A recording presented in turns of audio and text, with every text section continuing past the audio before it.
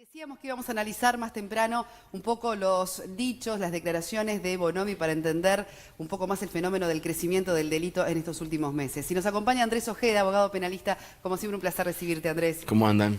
Bueno, acá queriendo analizar nuevamente las declaraciones del ministro Bonomi, porque él vuelve a cargar la responsabilidad en el nuevo Código del Proceso Penal a la hora de analizar un poco el aumento de los delitos de estos últimos meses.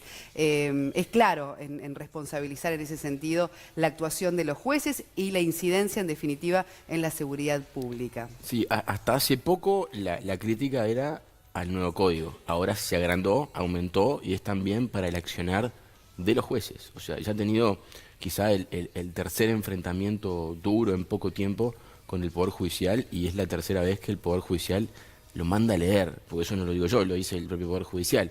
Porque uno puede tener una discusión sobre cualquier cosa, puede discrepar, el tema es que tenemos que partir de premisas normativamente correctas. ¿Qué quiero decir con esto? Le cuento 3 líos puntuales en los últimos tiempos. Primero, el proyecto de reforma del nuevo código que presenta el Poder Ejecutivo a través del Ministerio del Interior, donde pide que se vuelva a la prisión preventiva obligatoria. Eso denota que evidentemente no entendió a cabalidad qué significaba la reforma, que vale decir y explicar que fue promovida por el gobierno, por el propio Ministerio del Interior y votada por todos los partidos políticos. Acá no hubo sorpresas. Entonces, ¿no hubo sorpresa? Yo creo que... Porque yo creo que a la hora de ponerlo en marcha, Sí, efectivamente pero, la realidad quizás superó.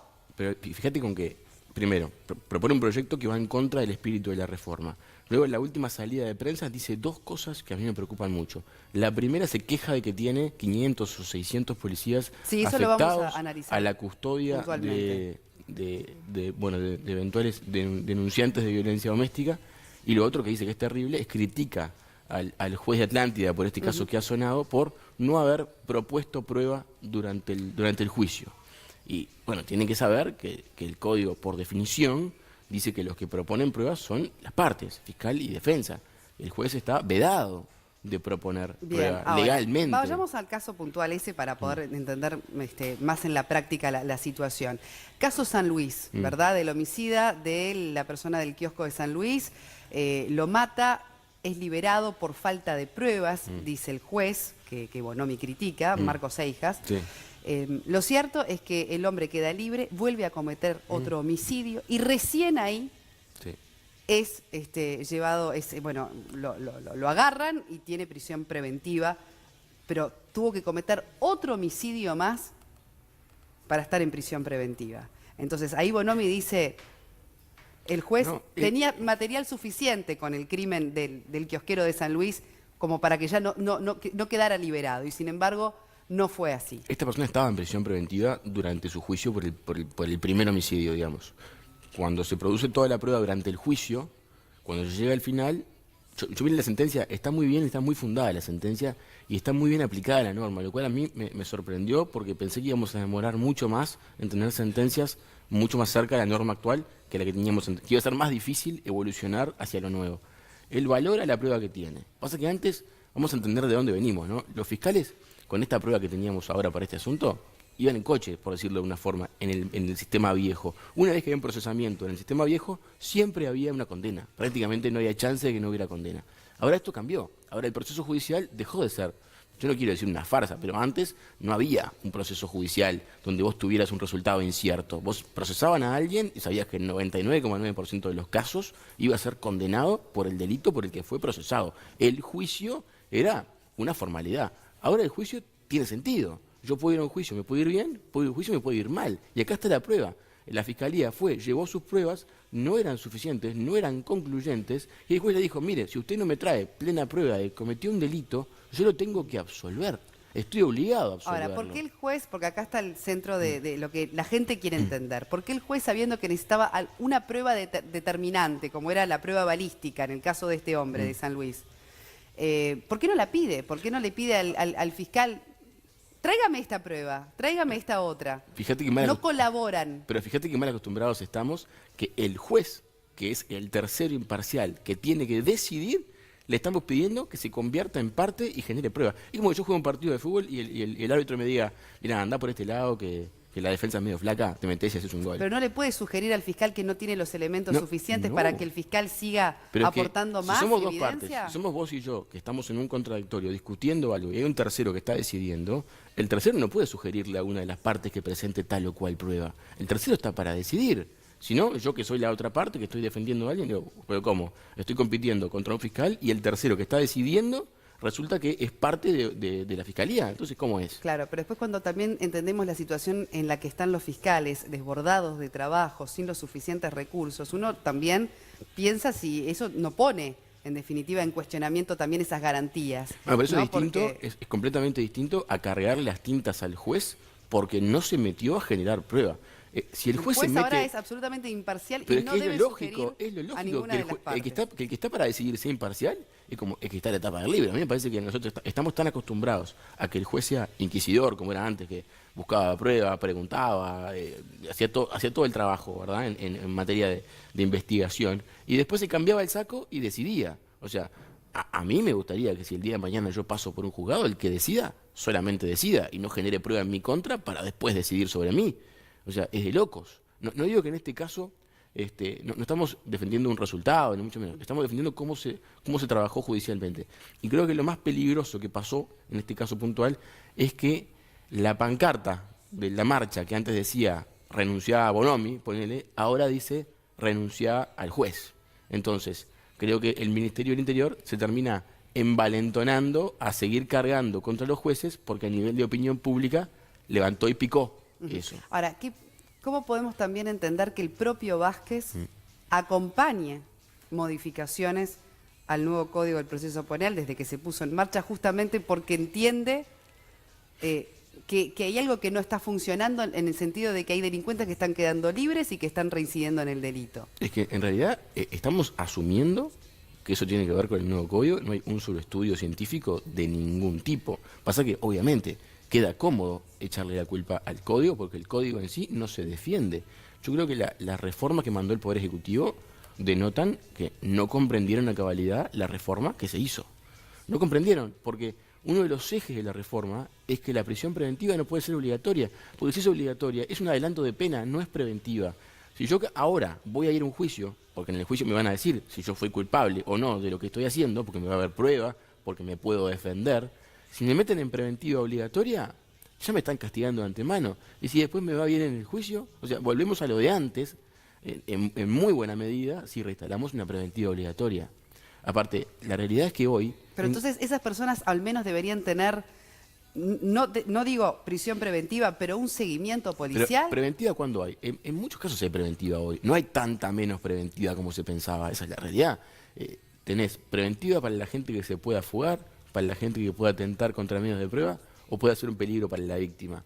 Eso justifica un montón de preventivas hoy en día. ¿Y para reincidentes? Esta persona en particular. Pero es que la preventiva para reincidentes termina siendo también un adelanto de pena. Que él sea reincidente implica que yo lo meto preso durante el proceso, le estoy adelantando pena. Y entre preventiva sí y preventiva no. ¿No debe haber un paso intermedio? Pero ¿cómo haces para un paso? Porque... Y un seguimiento policial de esa persona que, bueno, se la sigue investigando, digamos, por falta de pruebas. Hay medidas intermedias a nivel de alternativa a la preventiva. Hay varias. De hecho, hay medidas de ir a la comisaría con cierta regularidad. De hecho, las tobilleras son una medida preventiva. Hay muchas cosas previas a la prisión preventiva. Lo que sí, que en esto me afirmo, porque no tiene dos lecturas, la prisión preventiva obligatoria es adelantar castigo sin juicio. Eso no tiene vuelta. Lo podemos dibujar como queramos, pero eso de ese brete no salimos. Y si volvemos a la preventiva obligatoria, estamos destruyendo el sistema que acabamos de reformar. De hecho, toda la región que está en este nuevo sistema acusatorio no tiene preventivas obligatorias. Vamos a poner el caso también de las tobilleras, donde vos ahí decís, bueno, eso sería, por ejemplo, un paso intermedio, ¿verdad?, entre la prisión preventiva y directamente que quede libre. Sin embargo, también Bonomi allí carga las tintas, ¿no? Y dice, por motivo de la violencia doméstica, porque los jueces no mandan a la cárcel a los responsables de la violencia doméstica, el Ministerio destina 500 efectivos en Montevideo, 100 en Canelones, a la custodia de las víctimas. Reconociendo que esto también, en definitiva, es otra de las causas del aumento de los delitos. Policías que deberían estar custodiando las calles, el patrullaje, la vigilancia, están destinados a la custodia de una víctima de violencia doméstica. ¿Cuál es allí el razonamiento que hace con respecto a esas declaraciones? Y además la pregunta que le tengo que formular por sentido común es, ¿un acusado de violencia doméstica no debería estar en la cárcel? No, bueno, justamente, yo creo que ahí es donde tiene el lío más grande la declaración del propio ministro. La gente en Uruguay y en el mundo civilizado y democrático va presa cuando se la encuentra culpable de algo. En el caso de que haya una denuncia, lo que hacen los jueces es tomar medidas para evitar peligros. ¿De acuerdo? Yo no puedo meter preso a alguien porque fue denunciado. Entonces ni siquiera le hago juicio. Ante la sola denuncia voy y lo meto preso. O sea, naturalmente, si hoy tenemos un problema como el que tenemos, reconocido y admitido por todas las autoridades, todas, y toda la sociedad en materia de violencia doméstica y en materia de violencia de género, lo que hacen los jueces es disponer custodia. Después la cantidad de policías la dispone el Ministerio del Interior. ¿Cuántos? ¿Cómo? Los turnos. Lo que dice el juez es, mire, ante la denuncia y el riesgo, póngale custodia. Ahora, ante la sola denuncia, la alternativa que propone Bonomi es, si recibió una denuncia, métalo preso. Métalo preso. Pero cuando planteas una sola denuncia, pero son denuncias que van acompañadas de pruebas muchas veces. No necesariamente, no necesariamente. Las denuncias son denuncias. Si alguien tiene un problema en su casa de violencia doméstica, va y denuncia. Y por lo general no tienen mayores pruebas, aunque sea cierto, porque es algo que pasa muy en el seno del hogar. Entonces, vamos a retomar el tema de la violencia doméstica porque es muy interesante y a su vez es gravísima la situación del país al respecto. Escuchemos nuevamente a Bonomi cuando se refería a los casos de esta custodia y después lo retomamos. Nosotros tenemos siempre la discusión en el presupuesto, la discusión en la rendición de cuentas para aumentar la cantidad de policías en la calle. Porque para que haya seguridad tiene que haber dos cosas: policías en la calle y políticas sociales en general que ayuden a ese proceso. Si lo que nosotros ganamos en la rendición de cuentas nos lo sacan por decisiones de jueces, bueno, la cosa no anda. ¿De qué manera se lo sacan? Custodia para violencia doméstica, entonces cada custodia que pone son 2 policías por turno. Con patrullero además. A veces con patrullero, a veces no, son 2 policías por turno, son 6 policías por día, multiplicado por la cantidad de custodias. Entonces esto no funciona. ¿Cómo es la solución? Después de que algún policía incluso hasta falleció en el medio de una situación así. Esto lo que quiere decir en definitiva es que con decisiones judiciales se están determinando las políticas públicas. Y eso no corresponde.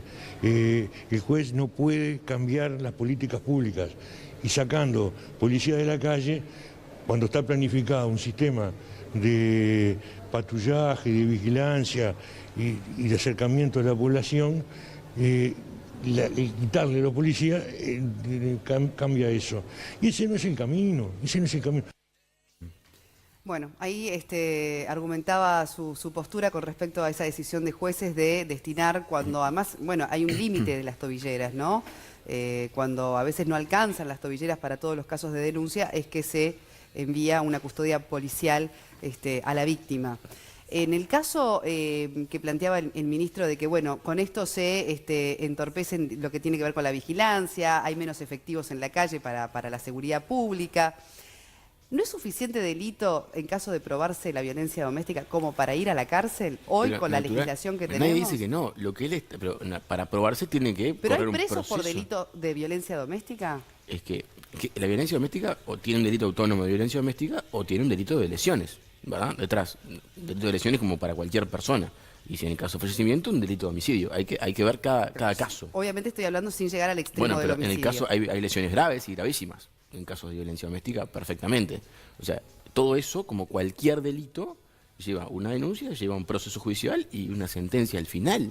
Ahora, si en los casos de denuncia, yo en forma preventiva, visto lo que ocurre, tomo la decisión de ponerle una custodia policial, juez, ¿verdad? Porque el ministro está corto de efectivos, entonces lo que hacemos es mandarle a la gente presa porque ¿sabe qué? A mí me está complicando la seguridad pública, hay 600 policías que yo preciso, entonces ¿sabe qué? A esta persona no le haga proceso judicial, mande la presa de una, Ahora, porque seguramente algo habrá custodia hecho. policial allí, ¿se está llevando en simultáneo una investigación para poder recabar pruebas? Porque debe ser muy difícil también de probar muchas veces la violencia doméstica.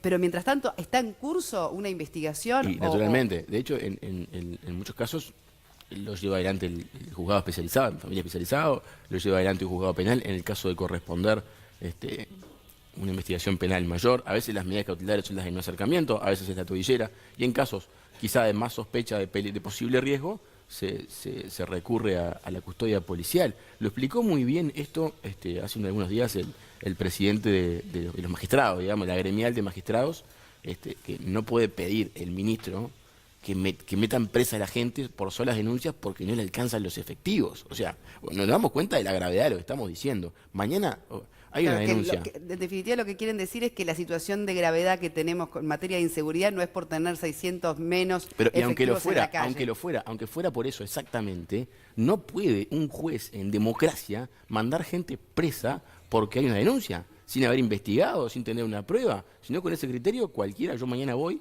hago una denuncia de que mis vecinos tienen un problema de violencia doméstica grave.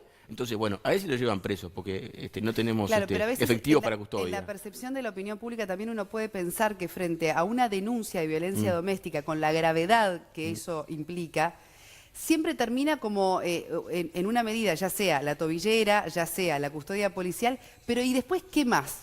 ¿Qué más frente a ese agresor? Yo creo que después hay una investigación, si hubo efectivamente... ¿En algún momento puede terminar efectivamente en la cárcel? Depende si eventualmente hubo lesiones o hubo algún tipo de delito o violencia doméstica cometida y se prueba. Pero para que haya una responsabilidad... Una cosa es las medidas cautelares para evitar que ocurra cualquier mal mayor, que es lógico y razonable, y otra cosa es la responsabilidad por los hechos que se cometieron. Es lógico. En la medida que cese el peligro, cesará la cautelar. En este caso puede ser la custodia policial, la tobillera, etcétera. De hecho, vale decir que claro, los jueces... ¿Me entendés que yo lo que te quiero decir es que si hay un policía que tiene que custodiar a una familia, a una mujer, la gravedad del hecho, ¿no? De la amenaza de ese hombre no me consta... para con esa mujer. Ya hemos visto además el caso de policías que fueron también asesinados, ¿no? Por ese hombre que amenazaba a la mujer. En todos esos casos hay responsabilidades penales. Pero digo, lo que es la situación de extrema gravedad de esa víctima, que requiere además también para esa víctima tener que convivir con la presencia de un policía en la puerta de su casa para estar a salvo. Naturalmente no es lo ideal para nadie. Y que eso no tenga más consecuencias para el agresor. No, pero en todos los casos que haya un hecho de gravedad, de connotancia penal, naturalmente va a haber una consecuencia para el agresor en la medida que se pruebe. Es la lógica, como cualquier delito. Digo, esto es grave porque lo vemos mucho y porque lo tenemos muy repetido y es de alta, digamos, conmoción social.